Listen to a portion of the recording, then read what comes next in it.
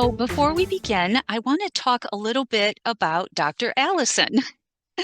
Dr. Allison Sacerdote Velat is the Curator of Biology and Herpetology of Conservation Research at the Peggy Notebaert Nature Museum of the Chicago Academy of Sciences, conducting research focused on conservation and restoration of local amphibians and reptiles, including the smooth green snake, wood frog, and blue-spotted salamanders. Allison also directs the Calling Frog Survey, a community science program that engages and trains over 200 volunteers annually to monitor breeding frog populations across the northeastern Illinois and northwestern Indiana regions of the Chicago wilderness. Allison is a former Midwest Partners in Amphibian and Reptile Conservation co-chair and served on the MW Park Advisory Board from 2010 to 2018. So please join me in welcoming Dr. Allison. Well, thank you all so much. Can you hear me all right? Yep. Okay, excellent. Well, it is my pleasure to join you tonight and share about our work at the Peggy Notebaert Nature Museum of the Chicago Academy of Sciences, where we are working to conserve the cold and scaly.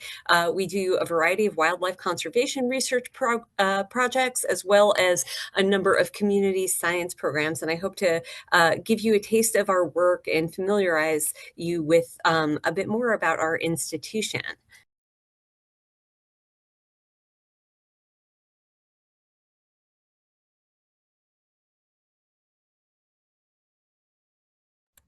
Sorry about that. The Chicago Academy of Sciences, if you're not familiar with us, we were founded actually back in 1857, and we are the region's oldest natural history museum. When the Academy was founded, it was really committed to the scientific study of local biodiversity and natural history, as well as public engagement and education. And so people who were enthusiastic about the study of nature were seeking to describe our local ecosystems and collect specimens of local organisms, many of which they first described, like this Kirtland snake here, which was described by the first president of the Academy, Robert Kennicott, who grew up in Glenview, Illinois. And so much of the early work focused on describing species and documenting the biodiversity of the region through natural history collections. And that is work that we still do at the museum today. The museum first opened its doors to the public in 1869 and was deeply committed to education about the natural world. And that is still a core part of our mission today. We are trying to grow positive relationships between people and nature and really build a greater appreciation of nature and science, especially with a focus on the Midwest and the Chicago area. So when we talk about wildlife conservation, that's kind of a broad topic. And wildlife conservation can include really any type of action that is taken to preserve populations of declining species and to protect common species, because it's not just about saving rare species, it's also about keeping common species common. And so this type of work can include actions like conserving and restoring habitat. So if you participate in restoration work days and stewardship of natural areas, you are contributing to wildlife conservation. Policy and advocacy to protect species and habitats, whether you're writing letters or lobbying or supporting legislation to protect our habitats and protect our environment and wildlife, that is part of wildlife conservation. But research is kind of where we focus. This can include population monitoring to try to determine demographic trends. So are populations of a particular species increasing, decreasing, or are they stable? How are ecosystem community dynamics changing as we work to try to improve the habitat quality and restore what we once had? Additionally, we can have really kind of fine-grained investigations of life history of particular organisms that may be declining, so that we can understand what they need in order order to conserve their populations, and whether it's a particular life stage in their life cycle that's really vulnerable. We can study their behavior, their ecological interactions. In many cases, our rare species are dependent on particular host plants or interactions with other organisms. And through that careful boots on the ground study in the field, we can help identify threats that we may not have known about before. Wildlife conservation, as we kind of focus on it at the museum, can include a lot of applied action. So this could be habitat management to specifically address a threat in the environment. So if it's a species that responds poorly to invasive plants, we can study more about what that species needs in order to carry out its life cycle, and we can make recommendations that could then be implemented to improve habitat quality. It can also include supplementing small populations. So this is what we call augmentation, and that can be done with captive breeding or rearing, or what we call head starting. And head starting, if you're familiar with turtle conservation, this is kind of a tried and true method for really conserving turtle populations. But this applies to any species that has vulnerable early life stages, so that you're trying to get them over this hurdle where their survival rate is really low, to a point where they're much more able to survive and withstand predation and other threats, so that they have a greater chance of survival when you put them back out in the environment. And these methods can also be used to try to establish populations, new populations within their historic range that have gone locally extinct or extirpated. And so those methods include reintroduction and translocation. So that would include captive stock that you're rearing if it's reintroduction, or wild stock if you're moving organisms from one site to another. And whenever we do this, we really want to focus on securing the existing populations before we move on to trying to build new populations in places where they used to be. Because again, we want to keep common species common, and we want to preserve and protect what we have where it currently is. So why is wildlife conservation necessary? We have a number of threats that are drivers of extinction. The acronym, back when I first took conservation biology decades ago, it was HIPPO, was how we remembered it in order of magnitude. We've since added the C for climate change on, but it's H for habitat loss and fragmentation, I for invasive species, and then population growth of humans, pollution often associated with population growth of humans, overexploitation of native species and sensitive species, and that could be for harvest or for collection for pet trade, or any number of other uses, and then climate change. And if you look at this kind of satellite image of the Chicago region, you can see what I mean by habitat loss and fragmentation.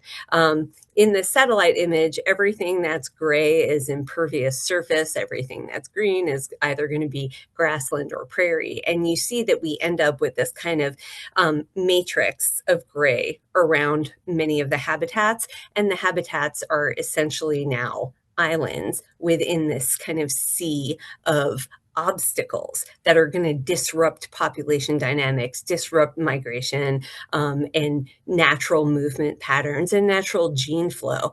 And because many species don't have the ability to kind of cross these boundaries or deal with these obstacles, this is part of why we need to do more conservation action. So as I mentioned, part of our mission is really to strengthen that positive relationship between people and nature, and we try to do that through various means, including our exhibits. And if you haven't been to the Nature Museum, we have a year-round tropical butterfly house, which does help conserve butterfly habitat in the tropics throughout the world, where the butterfly farmers are basically provided with financial incentives to keep that habitat there by providing butterflies.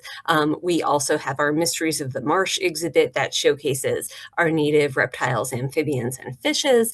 And currently, one of our temporary exhibits is By a Thread, Nature's Resilience.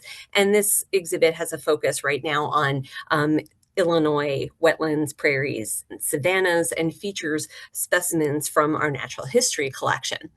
Um, but we also do a number of education programs and public programs where our educators are bringing live animals to schools to try to forge that connection with children, and public programs like our Chicago Conservation Corps that really mobilizes people in neighborhoods to start their own sustainability and conservation projects where they live. But one of the ways that our biology department directly engages the public in wildlife conservation is through our community science programs. And we have three what we call longitudinal biodiversity monitoring programs. These are basically tracking trends through time. So a lot of community science programs can source individual kind of standalone observations that can provide elements of occurrence for different species. So if you think of iNaturalist, that would be an example, or HerpMapper would be an example. But these programs have specific protocols where we're monitoring population size or breeding activity over time so that we can understand how these populations are responding to a lot of the restoration management. So the oldest of these programs is the Illinois Butterfly Monitoring Network. And this program is now entering its 40th field season. So it is our longest running program, and we just crossed the 1 million butterfly observations milestone last summer. So that was really exciting. We also have the Illinois Odonate Survey, which was modeled after the Butterfly Monitoring Network, and the Calling Frog Survey, which focuses on acoustic surveys of breeding frog populations around wetlands. So using these programs, we can train volunteers and get them familiar with our local butterflies, our local dragonflies and damselflies, and our local frogs. And this is important because we're focusing on pollinators and indicator species for wetland quality. So previous to prior to the IBMN program, a lot of kind of assessment of restoration was really just focused on floristics, and that is a critical benchmark, but we also need to understand whether all of the components for different wildlife populations are there. And so this provided managers with a source of data to help inform management and help us better understand what different species may still need in these restorations. And one of the really wonderful things about having this large scale and long-term data set with hundreds of volunteers participating each year is that we are holding the data in the public trust so that it is accessible for research and collaboration, as well as to inform habitat managers. So as an example, we had a paper come out last year in Science that we contributed data to, and this paper used the butterfly data from 35 different monitoring programs to demonstrate that we have had a 22% decrease in the total number of butterflies over the last 20 years. And that's shocking. And what they are showing is these trends are similar no matter where in the country you are. You're seeing these dramatic declines across butterfly taxa. And some species are going to be more sensitive than others, but this pattern was holding, and all of these data were collected by volunteers. That's over 12 million butterfly observations by people who just wanted to go out and understand what butterflies were around. And so they learned the protocol and they got to participate in some really profound scientific studies. What's also really critical about these types of studies is that they do inform a lot of wildlife policy. So we can take data that the programs are collecting. And if we see that there's dramatic decline, we can use that to help protect particularly sensitive species. So as an example, in 2023, our Chief Curator Emeritus, Dr. Doug Taron, petitioned the Illinois State Endangered and Threatened Species Protection Board to add the Aphrodite fritillary purplish copper butterfly to the state endangered and threatened species list. And to do this, you have to show that there is a decline. And so we have historic distribution data from our natural history collections, as well as other museum collections, and we can compare that to distribution data that's being collected by the Illinois Butterfly Monitoring Network that's showing declining abundance or absence from sites where these species used to occur. So that's a really critical impact that community science is really helping to make. With our Calling Frogs survey program, we can look at kind of regional scale factors. So if we're visualizing data, we can kind of plot where people are hearing a particular species and the level of call activity or call index that they're hearing. And so you'll see these different size circles or dots on this map, and those are basically indicating different sizes of breeding populations, in this case for the spring peeper. And you can see that there are some places where it's small little dots, it's only a few frogs, and they're kind of isolated from some of the larger groups. So we could use this to try to inform kind of green infrastructure and how can we improve connectivity or do management to connect some of these sites so that they are part of the larger kind of meta population of these frogs. We can also use that to better understand effects of climate change and drought frequency. So in this case, we have a figure showing the proportion of our monitoring sites that are occupied by American toads. And even though it's not a significant downward trend, we do see this slight downward slope in these 2 years that are circled in red in 2012 and 2021. These are severe drought years. So you're seeing how drought is knocking back breeding activity and that it takes a few years for it to build back up. And so then we can ask questions about how it impacts these populations when drought frequency increases or severity increases versus how they do in wetter years, and how important having a complex of wetlands with different wetland permanence is in order to sustain these populations. So in terms of our wildlife conservation research at the Chicago Academy of Sciences, we really focus on the cold and scaly. And when I say that, I'm referring to our ectotherms that include insects, amphibians, and reptiles native to the Chicago region and the Great Lakes, and more broadly, the Midwest. And so our current research focuses on monitoring trends in population sizes and distribution, looking at wildlife response to particular habitat restoration techniques, like timing of prescribed fire or the benefits of clearing invasive shrubs, and identifying conservation threats to particular species. So if we know a population is declining, we want to figure out what is causing it, what is driving that decline, and what can we do about that. So we're trying to develop applied guidance to try to mitigate those threats and do more hands-on conservation of these imperiled species by introducing experimental frameworks into how we evaluate the techniques that we use. So we don't want to just try one thing and walk away and assume that that's kind of the end of the story. We might try different approaches and see what works best for a particular suite of species that share certain life history characteristics, and how can that be a model that can then be applied to other conservation efforts, perhaps in other parts of the Midwest. So for a little bit of context, Illinois currently has 175 wildlife species that are considered state endangered or threatened. And of those, 41% are invertebrates, 22% are fishes, 9% are reptiles, 5% are frogs, and then about 16.5% are birds, and 4.5% are mammals. So when we think of conservation and wildlife conservation, we usually think of the warm fuzzies. And here in Illinois, The warm fuzzies are fantastic and certainly worth conserving, but they are only about 21% of the species that are in need of conservation. So we do have to focus on the other 79% as well, and that is really our emphasis at the museum. So for our focal taxa, we have 41 species of amphibians in Illinois, and 29% are threatened and endangered.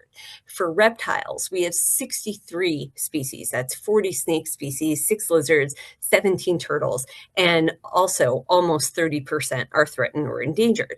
Now, for invertebrates, we've got over 20,000 species of insects alone. That doesn't include the freshwater mussels and everything else. And only 73 invertebrate species are currently threatened or endangered, but that's not because of need. That is because of lack of data. Most of these have not had their population trends evaluated. So this is a really important way in which community scientists can contribute to data collection. And this is also a place where some of the more one-off community science type observations of records of occurrence through iNaturalist and Bug Spotter, these can contribute records of occurrence for rare species that people may have been looking for years and they're just missing. So it is really critical. Now, of these invertebrates, 75% of them that are listed have an aquatic component to the life cycle. So habitat loss and fragmentation are driving factors for decline in all of these species. But when we think about that dependence on aquatic environments and think about the fact that Illinois has lost about 85% of its pre-European colonization wetlands. We've had changes in hydrology, changes in water quality. We've lost over 99% of our prairies and over 80% of our forests. This is why we need restoration. This is why we need to be conserving habitats and doing what we can to reverse that trend, because the organisms that we focus on that are in the greatest need often have complex life cycles. They depend on water for part of their development and life cycle as well as land, and we need that linkage. They can't function with just one or just this small patch. So when we do conservation management, one of the most critical things that we try to really incorporate are partnerships. And we have some fantastic partners through the various forest preserves and conservation districts and park districts around the region. And, you know, we're not in part of the country where we have like large swaths of federal land. We've got some federal land, we've got some state land, but most of our habitat is managed more at the municipal level. And there's a lot of opportunity for habitat restoration. Without that restoration, we have no basis for a conservation program. You can't breed a species if you don't have a place to go release it. So that is the fundamental kind of building block of any wildlife conservation program. And then we have to do monitoring. We have to see where species occur. If they still occur in a place, we need to see how they're doing, what their trend is, and whether or not they warrant supplementation or reintroduction or head starting. So to give you a bit of background, I'll take you through some of our conservation programs. At the Nature Museum, our entomologists run a butterfly restoration program, and they've worked with several native butterfly species over the years, most recently with Baltimore checker spot, but in the past they've done work with swamp meadowlarks, regal fritillaries, silvery checker spots, purplish coppers, as well as other species. But with most of these butterflies, they have dependence on a specific host plant in order to carry out their life cycle. So sometimes they're limited by the amount of host plant that's available. If it's only a few plants, we may need more restoration and more specific planting of a particular species. Some of these species are very weak flyers and they can't necessarily disperse far. And maybe there's a patch of host plant, but it's 2 miles away and they can't fly that far. That's where translocation might actually help provide what we call redundancy. We want multiple populations of these rare organisms on the landscape so that if something bad happens in one site, we don't lose the region's entire population. We've got kind of assurance populations at the landscape scale. Some of these species also have low winter survival rates as caterpillars. And so our entomologists work to try different techniques to improve overwintering survival and establish new populations in restored habitat. So the way they kind of go about this is by doing field collection of a small number of butterflies, and this could be like as few as 5 female butterflies, and they get them to lay eggs in the lab. And then they would let those eggs hatch and rear the larva to the desired stage. And if it's a species that needs to overwinter, they would put it through overwintering. Then they can allow the adults to mate and produce more offspring, which can really build up the number of individuals we have to work with when we go and do a field release. And so we do captive rearing at the museum. We have the Judy Istock Butterfly Conservation Lab on the first floor of the museum. And if you ever walk over there and you see a bunch of little cups in the window, this is butterfly conservation that's happening. So it's sometimes a little bit tricky to interpret, but if you see a cup with some greenery in it, that's host plant. And there might be butterflies laying eggs on it. There might be tiny newly hatched caterpillars feeding on that. And as they continue to grow, we're continuing to provide them with that host plant. And then when we get around to the overwintering stage, we have a couple of different ways we've done this. Sometimes we've done outdoor overwintering using these kind of inverted terracotta pots that have a special material called hydrostone. It's kind of like a plaster that holds a lot of water so that they don't dehydrate over the winter, and the caterpillars would be in there up on our green roof. We also, if you see this kind of laptop and chest freezer in this lower photo, this is what we call our eggerator, and this is a freezer that basically runs on a thermal program to mimic kind of outdoor winter temperatures without subjecting them to some of the extremes that we have to deal with in like polar vortex years or extremely mild winters. And then we've also done translocation with feeding groups of caterpillars that have overwintered outdoors, and we can translocate them directly to field sites and monitor those populations with visual surveys after the release. Our team also does a number of field surveys in different areas. So we've done some survey work for Will County Forest Preserve District, doing butterfly inventory in a number of sandy substrate and sand prairie sites like Kankakee Sands, Braidwood Dunes in Savannah, and Sand Ridge, Savannah. And in these sites, we're trying to basically generate a species list and assess what the floristic resources are for the butterflies so that we can identify which species are more rare than one would expect given the habitat. We can make recommendations about the types of plants that might need to increase to support some of those rare species, and really kind of help the land managers focus in on supporting some of these more scarce butterfly species. We also do this work in much more urban areas. So Chicago Park District had us survey the Chicago River Turning Basin, where they have a series of parks where they're doing fairly recent habitat restoration. And so we've been comparing butterfly species richness and abundance over the last 3 years. And we are seeing an increase in the number of species and the diversity of butterflies using these habitats with increasing time since restoration.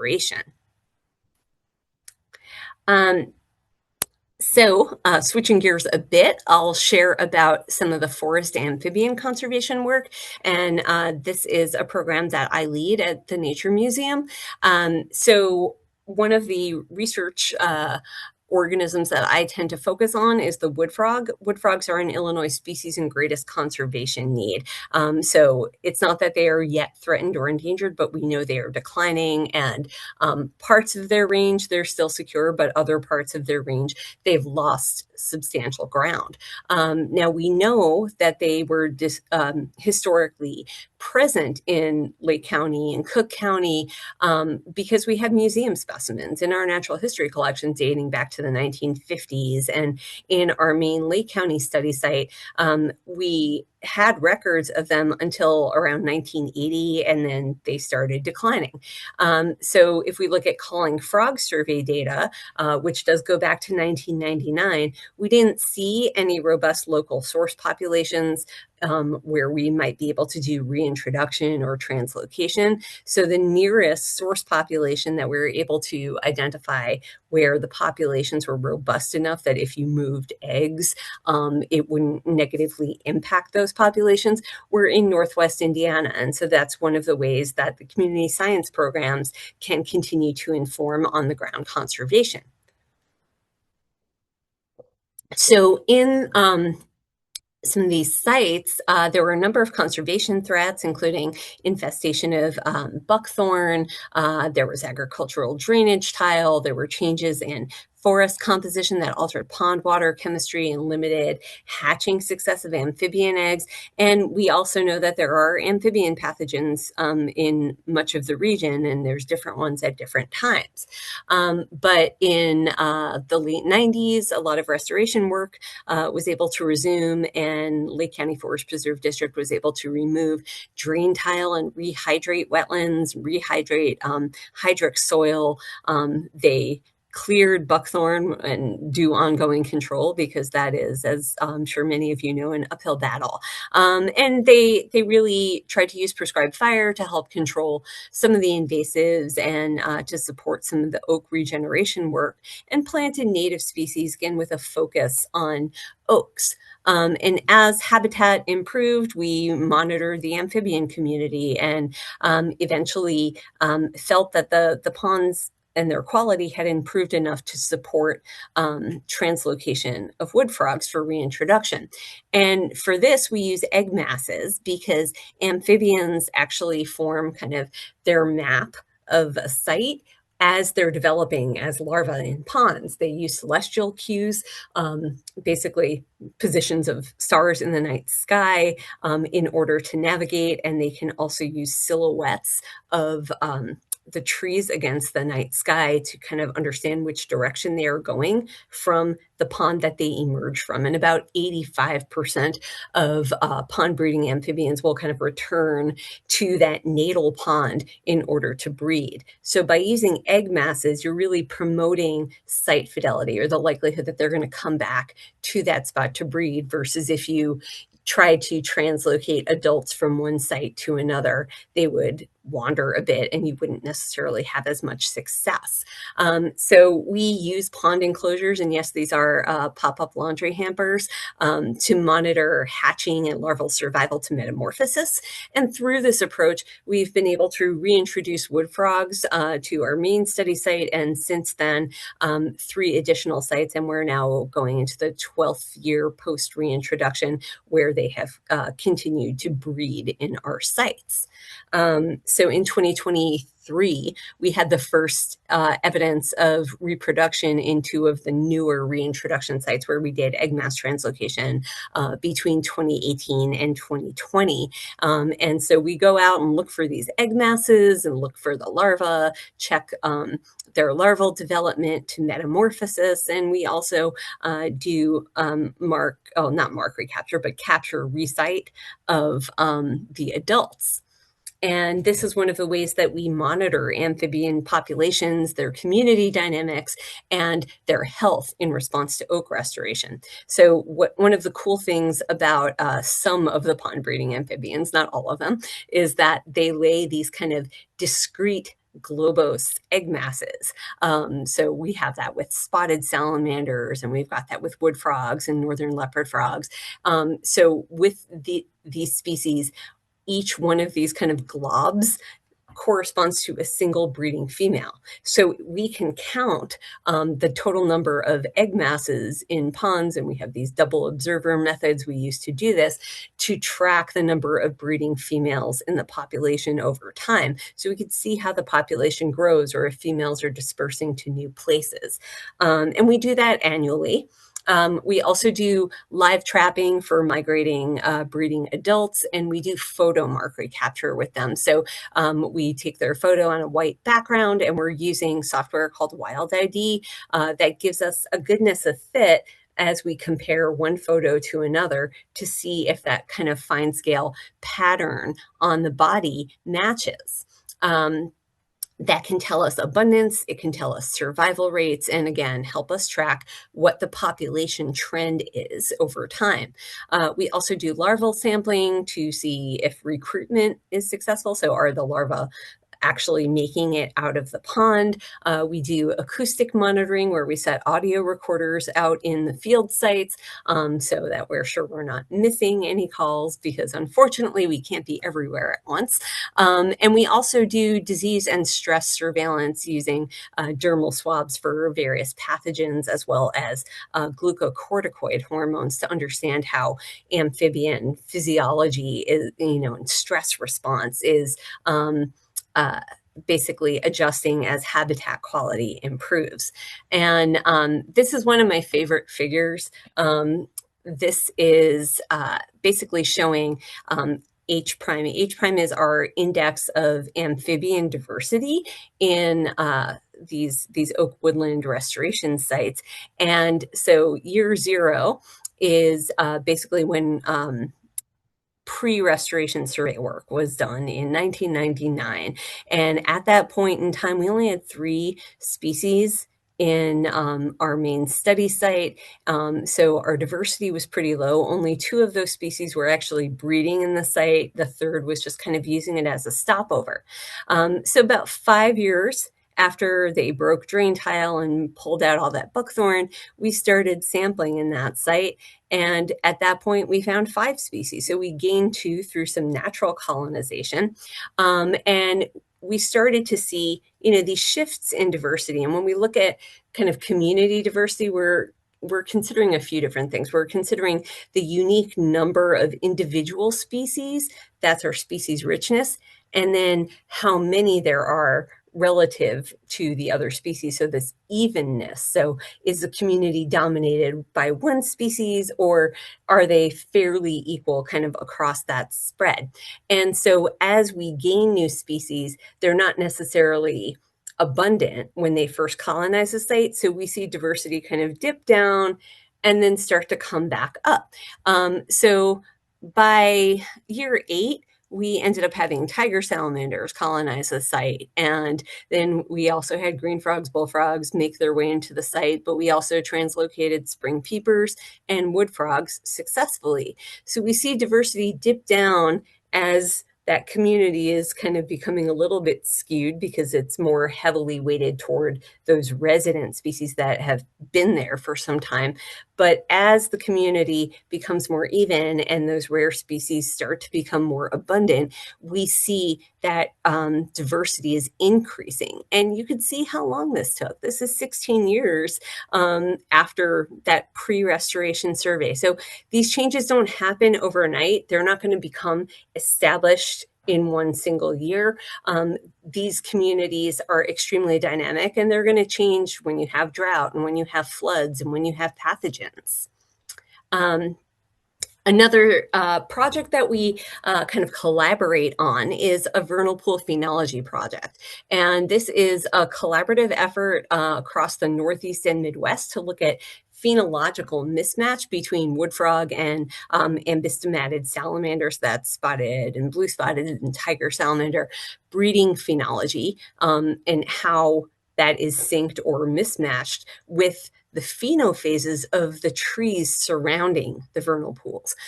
So we have call recorders out. We're monitoring, bud burst and leaf out and different phases of the tree stages, but we're also paying attention to calls. So we're recording calls, we're looking at water levels, and all of this is to really try to assess whether regional scale factors or local factors within a site, like the temperature and light, are having a greater influence on the timing and phenology of amphibian breeding and that degree of mismatch with the vegetation.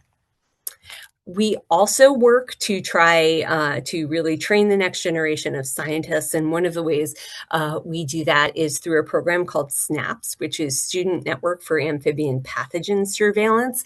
And this is an international program that currently has participants in the US, Mexico, and Canada to try to engage and train students to do field disease surveillance for amphibians, because we're dealing with a few scary pathogens. There's BD, which is the chytrid fungus that has been here for a while.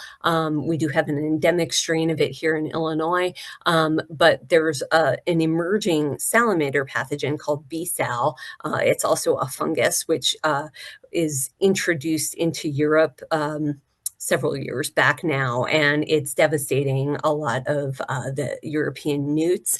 The US has the world's greatest biodiversity of salamanders centered in the Smoky Mountains, so there is a huge amount of concern about this pathogen showing up here. And so we are training high school and college students to collect surveillance swabs of red-spotted newts for both of these pathogens. So we've been able to participate in this program for the last 3 years, and it has for the last several years been funded by the U.S. Geological Survey Wildlife Health Research Center. We are not sure if that funding is going to continue, but we're looking into other sources to help support this program because it is really important.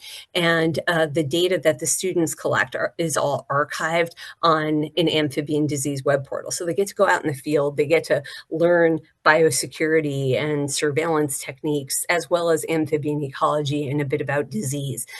So it's a really cool program. So I'll shift gears again to talk about this lovely smiling Blandings turtle and the conservation work we do with them. Blandings turtles are state endangered, and they are a federal candidate for listing under the Endangered Species Act. They use large areas of aquatic and terrestrial habitat, and because of that, they're considered an umbrella species. So by protecting habitat for the Blandings turtle, you should be protecting habitat for many wetland species as well as many grassland species because of their habitat needs being so broad. Unfortunately, they have really high road mortality. It's mainly females crossing roads to try to get to nesting sites. They also have extremely high rates of nest predation, well over 90%. In many places, it's about 95% or higher.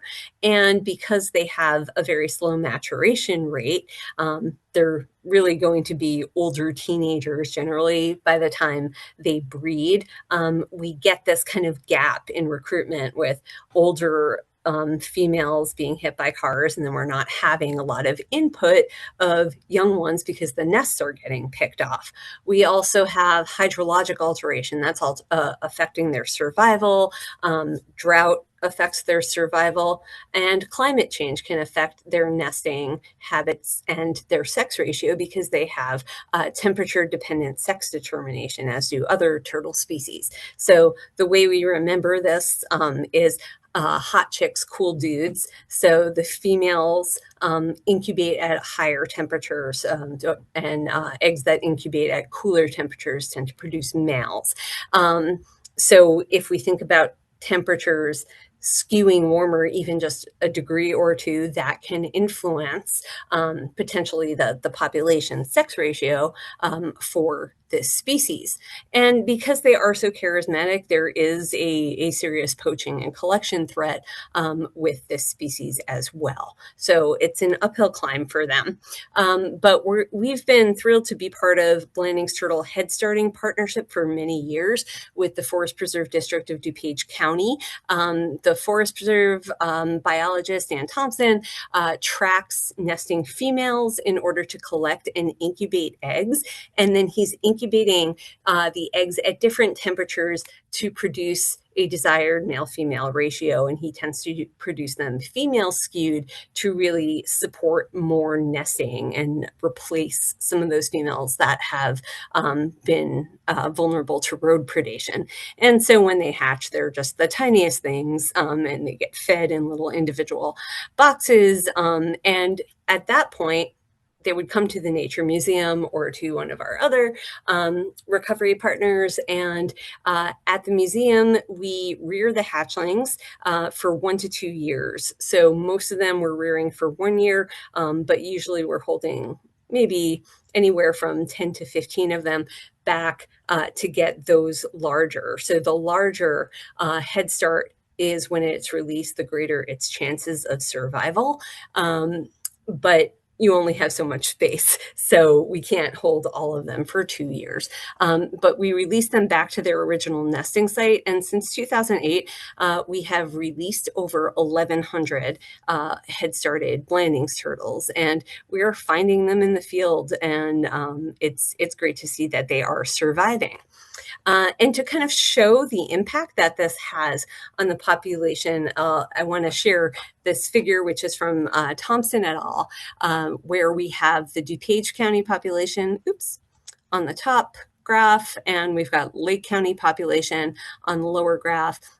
We've got abundance and on the y-axis, and we've got carapace length on the x-axis. So carapace is the top of the shell, and so this length is basically indicative of how large the turtle is. They're going to grow larger with age. So if you see in 1996, which is this top graph, before there was any head starting, this histogram is showing what the population looked like. So very few hatchlings, really no juveniles. They just aren't surviving to that juvenile stage. And then we see some older adults. But eventually, those adults are going to age out. So when we look to see how the population is structured by 2017 at this point, these open boxes are wild-born individuals. The filled boxes are head starts. We see that now we do have recruitment. We do have juveniles, but these are pretty much all head starts. Without head starting, this population would have blinked out. We had very few wild-born individuals left from that original batch, and they just weren't surviving in the field on their own without this program. And in Lake County, we see a similar trend, but there has been some natural recruitment as well, but you're seeing head starting really contribute again to making a more even age structure and making sure that next generation of turtles is actually going to be there as we try to improve their habitat quality. So for Blanding's turtles, there are additional concerns. We have evidence of limited gene flow, new threat of shelf fungal disease, and shelf fungal disease I'll just talk about briefly. There is a new emerging pathogen. It's called Imidomyces testavorans, which literally means shell-devouring freshwater turtle fungus. And this fungus can cause lesions and discolorations and erosion and pitting on shells of freshwater turtles. It's not just in Blanding's turtles. It affects other turtle species as well. And this was detected in multiple Blanding's turtle head starting facilities around the state in November of 2020, and really where it came from is still unknown. Transmission is still poorly understood, but there we go. we basically were in the situation where everybody had to test all of the turtles that they had. And so we had, at that point, 117 one-year-old Head Starts. They were all negative, and they had to have 3 negative tests before they could be cleared to be released in June of 2022. And we did have to pause head starting efforts because we did have the 2-year-olds, and we had 14 older turtles that were positive with the fungus. So in the meantime, we were able to assist in field trapping and surveillance, led by University of Illinois Wildlife Epidemiology Lab and Shedd Aquarium, who are doing a lot of the sample analysis for this fungus. And then we worked with them to provide treatment for 14 positive turtles as part of a clinical study. So we participated in what was called a bioencapsulation treatment, where we're basically injecting worms, a nightcrawler, with an antifungal medication and feeding those out to the turtles every other day. Each worm was dosed for a specific turtle by weight, and monthly screenings were done to test the water. They had blood samples, shell swabs, and these were taken to check for the continued presence of the fungus. And so these samples were also analyzed by University of Illinois Wildlife Epi Lab. And what they found was that the medication levels in the blood of the turtles was at or above the effective concentration where it should be fighting it off, but the swabs were still showing that they were positive, even though the water samples were negative. We did have 3 of the turtles turn negative, 1 at 9 months and 2 at 12 months, but all 3 of those did turn positive again. So it may have helped a little bit, but it wasn't a sustained treatment. So there are some other treatment trials that are underway that are showing more promise. But this is still kind of an evolving situation affecting head starting of Blanding's turtles throughout the state. Fortunately, we were able to hire a wonderful new addition to our research department, Dr. Callie Klatt-Golba, about a year ago. And Dr. Callie's new research program really focuses on identifying best practices for the conservation of local turtle species. She uses long-term monitoring to characterize life history of long-lived turtles as environmental conditions are changing. And she works very closely with the Wildlife Epidemiology Lab at U of I to correlate ecological variables like survival and movement with different health parameters. As part of her dissertation work, she worked with Lake County Forest Preserve District to really implement the first start from scratch population of Blanding's turtles here in Illinois. And she focuses really heavily on training the next generation of scientists and incorporating teachers into a lot of the work that she does. So because we weren't able to Head Start for some time, we were also thinking about other ways we could try to boost survival. And so she partnered with DuPage County Forest Preserve District on what we were calling the brumation station. This was an in-marsh kind of flow-through enclosure to try to protect hatchlings, because even if you cage a nest, the hatchlings generally have a very low survival rate compared to Head Starts. So this was one of the different techniques that she's trying to evaluate and see if we can kind of use as an alternative to Head Starting. So the other program that I head up is smooth greensnake conservation. And smooth greensnakes are also an Illinois species in greatest conservation need. They're state endangered in Indiana and Ohio, and state threatened in Iowa. They're believed to be extirpated in Missouri. And like all of these other species, it's habitat loss and fragmentation that is the major threat. But we've also learned through studying them in the field that they have really low egg survival, only about 49 to 53% most years. And a lot of that egg survival is driven by climate change and abiotic conditions. So if it gets too hot and dry when they're nesting, their eggs will actually lose water. They're really permeable. they'll start to dent in, and eventually those eggs may fail. So that is a major hurdle that they have to deal with. Because they are so small bodied, dispersing is difficult. So we don't tend to find them colonizing restoration sites on their own. They're often found in remnant sites, but you may unfortunately encounter them hit on a bike path or a trail, because they're just so small bodied. People don't see them. They're easy prey for any number of species, including songbirds. And they're also dealing with snake fungal disease.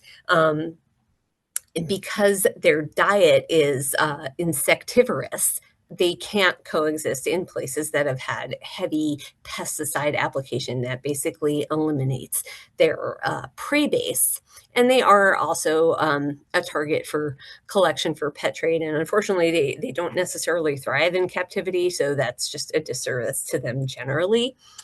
But we do a lot of work trying to update and assess their current distribution, because they are like finding a moving green needle in a green haystack. They're hard to sample for, but we've come up with a number of techniques to improve our detection of them.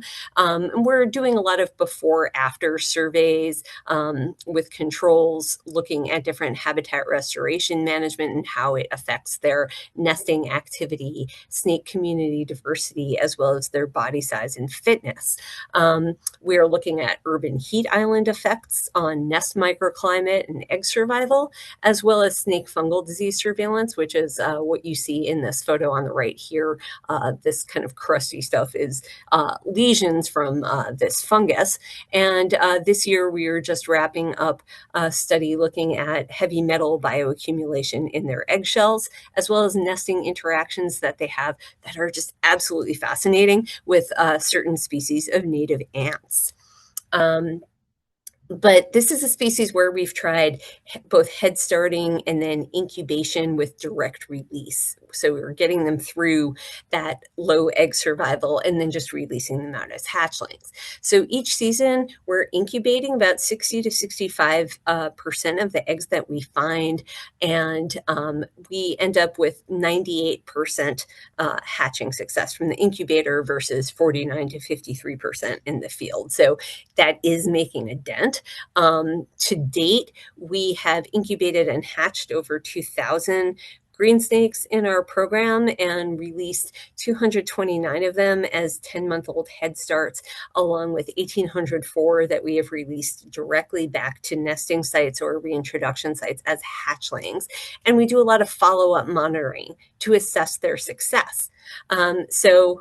Similar to that brumation station that you saw for the turtles, we try to provide acclimation using soft release enclosures. And this is kind of like the pop-up laundry hamper that we had with the wood frogs too. We're trying to minimize some of the predation risk while also allowing environmental exposure. And this does help support their fidelity to our release site. So we had our first successful nest from head-started snakes in a start from scratch reintroduction site in 2022, and we have had continued nesting in that site every year since then. I know I'm running a little bit low on time, but do I have time to go through a couple more slides? Absolutely. Okay, cool. Sorry, I can talk. So a cool thing that we had the opportunity to do this past season was a retrospective study that I like to call Snakes in the City. And this is focused on kind of comparing snake abundance to what it once was in the Calumet region. So we're not generally fortunate enough to have historic reference points for snake abundance, especially for cryptic snakes. But there was actually a 1945 field study in a site in Calumet that was the only mark recapture population study of smooth green snakes and then plains garter snakes. And this happened after habitat degradation, fragmentation, and pollution was already underway in the Calumet area. So the steel industry was already kind of dumping slag off of train lines in the sites. There was a lot of pollution, a lot of heavy metal pollution. There was fly dumping from construction. And eventually, in this particular site, it was capped with clay. To deal with some of that slag. And then there was plant community restoration that began in 2017. And in the historic study, they were basically flipping litter throughout the site and looking for snakes. So we repeated their survey timing. We started a little bit earlier, about 2 weeks earlier in May than they did. But twice a week we were visiting sites, and we were checking standardized cover that we put out in the field to kind of compare densities of snakes. So their most common species in 1945 was the plains garter snake, Thamnophis radix. They caught 338 of those. So if we break that down by total number of surveys over the season, they were finding about 11.6 per survey. In contrast, we found 96, only 3.6 per survey. So that is a 68% drop in catch per unit effort. For smooth green snakes, they found 90. I can't imagine finding 90 green snakes in a site in a single season. That would just be amazing. So they were finding about 3.1 every time they went out. We did find 36, which I'm very happy about. That's 1.38 green snakes per survey. That is a 55% drop in catch per unit effort. Interestingly, they mentioned finding common garter snakes, Thamnophis surtalis, but they said they only found 7 of them, which breaks down to 0.2 per survey. We found 46 per survey, or 46 total, 1.76 per survey, which is a 780% increase in catch per unit effort. So while some species are becoming less common, other species are becoming more common. And also, an interesting one, the Decay's brown snake, Storaria decay, which is considered a fairly tolerant species of urbanization, that it can exist at high densities and small lots. They did not find any in their site in 1945. We found 61, so we were finding 2.3 per survey. So we're seeing some pretty stark changes. And one of the other really kind of shocking things that we found was a dramatic change in sex ratio for the garter snakes and the smooth green snakes. So for plains garter snakes in 1945, they had 57% female, 42% male. This past year, we had only 19.5% female and 80% male. So incredibly male skewed sex ratio. And we saw the same trend with smooth green snakes, where in 1945, 64% of the captures were female, 35% male. We had 30% female, 69.4% male. Again, a stark change. And if you think about how this is going to affect population growth, the fewer females you have, the less reproductive output you can have. So this can be a contributing factor to decline. Now, these snakes have genetically determined sex determination, not temperature dependent, like turtles, but there could be other environmental factors that could cause endocrine disruption that we still plan to look into. We saw that same male skewed sex ratio with common garter snakes, where it was 83% female. The only one that we didn't see that with was the Decay's brown snake, which was 58% female. And again, this was a species that wasn't present in the historic survey. So there's just a lot of interesting changes happening. And I was generally thrilled that these species were still in the site, given what these sites have been through. But we have our diversity index, like I was showing for the amphibians, that is a combination of total number of individuals of each species, our species richness, so the number of unique species in the site, and how evenly distributed they are. And we had a general increase in diversity, an increase in richness, and an increase in evenness. So even though we found shockingly fewer snakes overall than 80 years ago. I guess not that shocking, but 70% decline in our plains garter snakes and about 50% for or 58% for green snakes. What we're seeing is a much more even and evenly represented community with greater diversity, and it's a community that might be more stable with the exception of that really skewed sex ratio, which is something that we're now going to investigate. One of the final projects I'll talk about is our Ecological Monitoring Program partnership, and this is with Lake County Forest Preserve District. And Lake County in 2008 implemented a wildlife monitoring program to try to inventory what species they had across different taxa in different sites, because you can't assess how wildlife is responding to restoration if you don't know what you have and you don't have kind of comprehensive and systematic ways of making sure you've effectively sampled for them.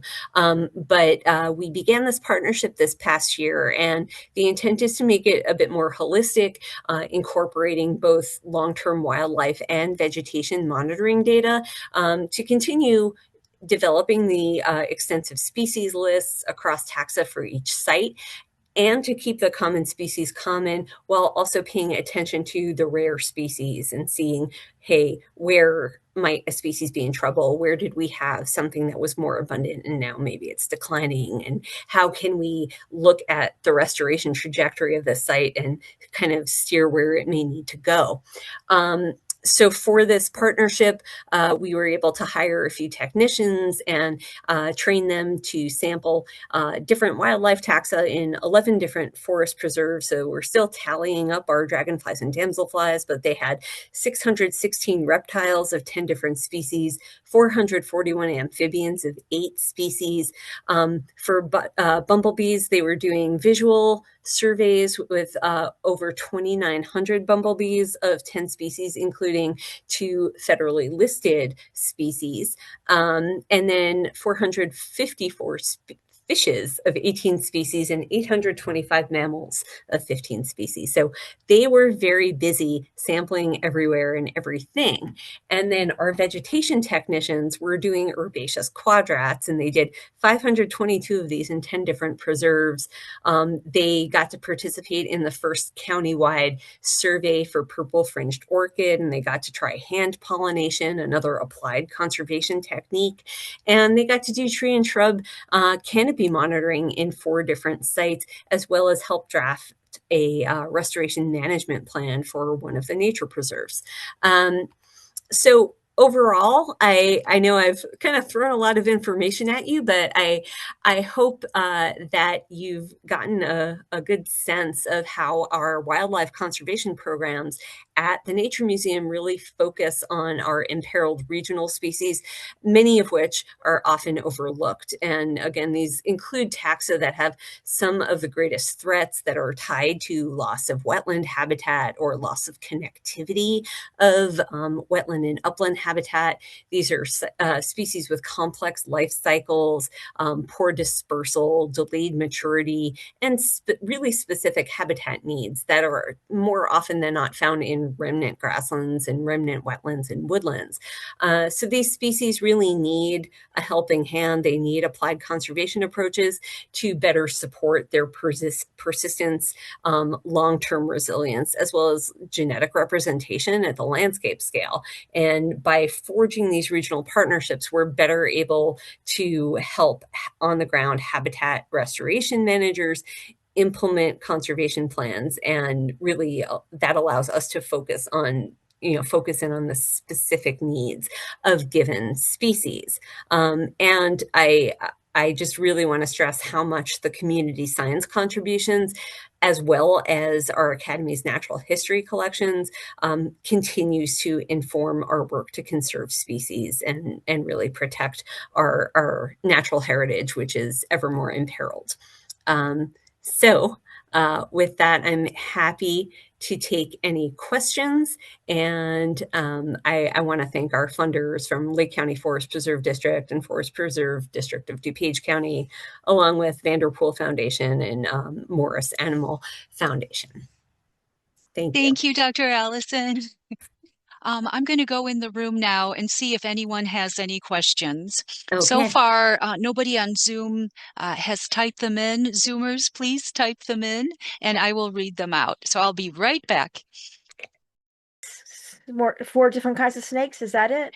In that particular site, yes. Okay. So do you have an idea of why you gained one from say, Um, 145, I mean 1945 to now? So I think that does have to do with the habitat restoration that Mm, happened that started in 2017. So if you think about kind of what the site would have looked like in 1945, where there was actively slag being dumped there, I mean, active like toxic chemicals being put out into the environment and a lot of refuse and litter. For the brown snake, that is a species that eats invertebrates. It eats soft-bodied invertebrates like got it. slugs and snails. Uh-huh. So it could be that the prey base was largely eliminated Yeah. from that site, or it could be that some of the aspects of like soil moisture and things may have changed because when they cap it with clay, Yeah. it's going to have higher water hold capacity. So Mhm. the soil moisture may be wetter. One of the things that I was doing was, sampling several sites around there, and we're finding kind of similar suites of species. But if we move, a bit west of the Calumet area, it gets quite a bit drier. And in those sites, we have far fewer brown snakes, and we might only have sites that are dominated by 2 or 3 species. Okay. And then do you guys have any idea or theories of why the female population it has diminished so much? Um, I I am very early stages in Okay. kind of uncovering and delving into this more. It could just be a difference in survival that could be driven by particular behaviors. For the females with garter snakes, they're essentially live bearing and they produce basically like a membrane with a developed young that bursts out. They don't Mhm. lay traditional eggs. So they have to spend more time basking as part of their thermoregulation because they are Yeah. ectotherms. So in Mhm. order to have more energy for the development of young, they have to kind of sit out longer, which could expose them to predators more Yeah. often. With the green snakes, they are egg layers. So similarly, it could be something tied to their behavior and thermoregulating. So whether it's behavioral or whether it's a detection difference, but where we're just finding more males, although Mhm. that's not the case using the same methods in other sites, we usually actually have a female bias. It could be, a pollutant related issue that's causing endocrine disruption, but So we're just early days. yeah, so you're just saying that you are just finding you're capturing more the males than you are females, and that's what you're basing it on? So we are using a method that would basically have equal chance or a greater chance of capturing a female because Okay. the females have more thermoregulatory needs because of that reproductive factor. Uh-huh. Males, they'll go under cover to kind of heat up, and then they're moving through the landscape through most of the day. The females will kind of sit under cover more. So if you're sampling kind of regular transects with standardized cover, you should be finding more females, Got but it. we're not. We're Okay. finding males. Okay. All right. Yeah. That's really interesting. Yeah. Yeah. Well, good luck. Thank you. We have a question here from someone in the Sure. meeting room. Hi, thank you so much. Excellent talk. Thank you. Um, do you have any general advice if you're doing conservation work in a really isolated site, basically, island biogeography, where, surrounded by, concrete and asphalt, and even if Mhm. it's a species, any sort of best practices sort of general advice if you're working in that type of place? I would say it would depend on, what else is around you, and kind of considering some of the threats, like introduction of invasive species and how quickly you can lose ground to them because of just the sheer amount of edge.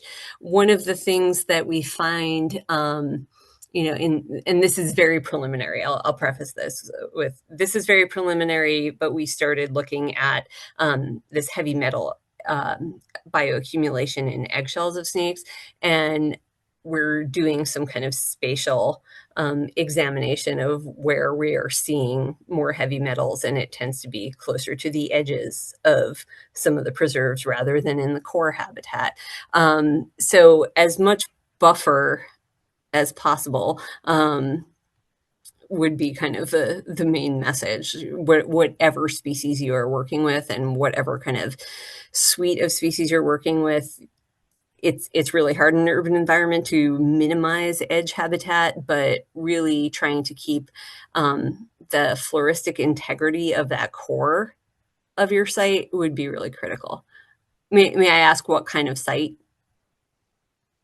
It's one place I'm thinking about is a remnant under high tension power lines in Lake County. It's only barely 10 acres, so major edge. Yeah. And there are a few of those sites that are like 10 acres, and even some sites that are like 3 acres that may still support populations of some of these rare species like green snakes, especially if there is still remnant vegetation. What I would say kind of tied to some of the management of that is kind of taking care to, and I know this is hard in a small site, not burn the entire thing at once too frequently. Because with many of these species, they are fire sensitive or could be active at different points when you're doing prescribed burn. And like one of the things we are finding with the green snakes, which I didn't get to delve too much into tonight, is that it tends to take them 2 years, like 2 growing seasons, to come back and start nesting in a place where there has been a burn. And we did this through like a before after control impact study where we have unburned and burned and pre-burn monitoring, post-burn monitoring. And what we see is following a burn, they're not using that habitat because they need that thatch. And similarly for some of the invertebrates, for some of the caterpillars or butterflies that may overwinter in the duff, they also depend on that thatch. So making sure that if you are doing a burn, you're providing some refugia, some unburned patches, so that you're not kind of eliminating all of that cover that they need.